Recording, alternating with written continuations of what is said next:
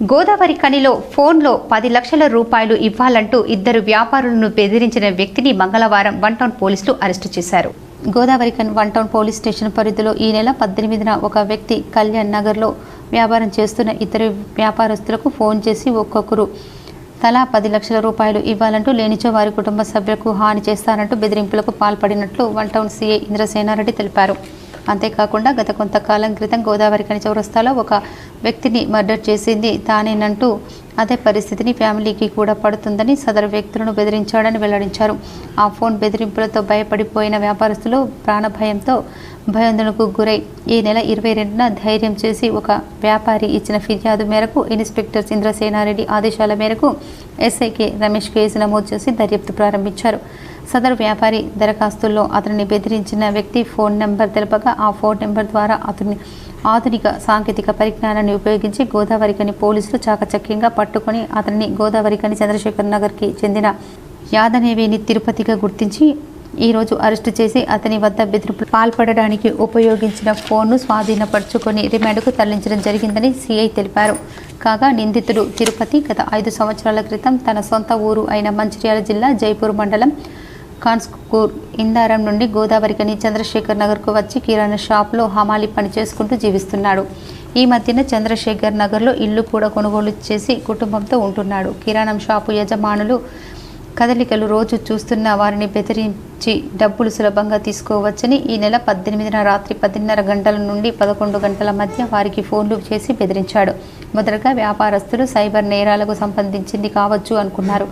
తర్వాత 2-3 రోజులు భయాందోళనకు గురి అయ్యారని అనంతరం పోలీసులకు తెలపడంతో సదరు వ్యక్తిని పట్టుకోవడం జరిగిందని తెలిపారు. ఎవరైనా చట్ట వ్యతిరేక పనులు చేసినా ఎవరిని ఉపేక్షించేది లేదని, ఒకవేళ అలాంటి పనులు చేసినట్లయితే వారిపైన చట్టపరమైన చర్యలు తప్పవని సిఐ హెచ్చరించారు. అందరికీ నమస్కారం. ఈరోజు మన గోదావరి ఖని చంద్రశేఖర్ నగర్కు చెందిన యాదనేని తిరుపతి అనే వ్యక్తిని అరెస్ట్ చేయడం జరిగింది.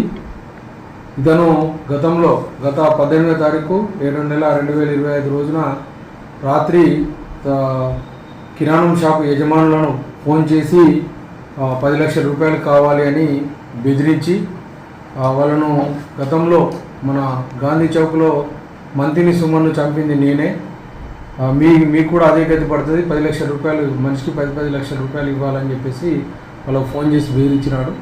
ఆ కేసులో సాంకేతిక పరిజ్ఞానాన్ని ఉపయోగించి వారికి వచ్చిన ఫోన్ల సహాయంతో సాంకేతిక పరిజ్ఞానంతో పట్టుకోవడం జరిగింది.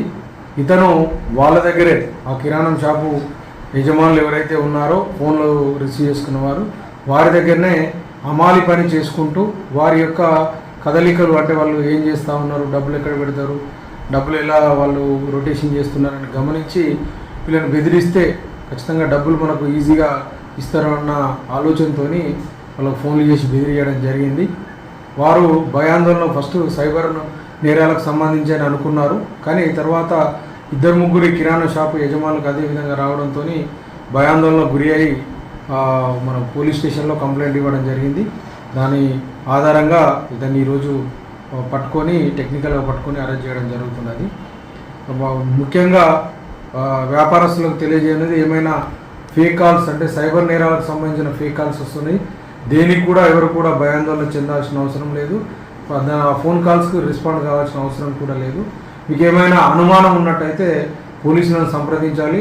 దాని ద్వారా ఎవరు అది ఫేక్ కాలా లేకపోతే ఇట్లాంటి బెదిరించే ఎవరైనా ఉన్నారా అనే దాన్ని పోలీసులు ఛేదించడం జరుగుతుంది. కావున పోలీసుకు ఏ సమాచారం ఉన్నా తెలియజేయాలని ప్రజలకు, వ్యాపారస్తులకు అందరికీ విజ్ఞప్తి చేస్తున్నాం.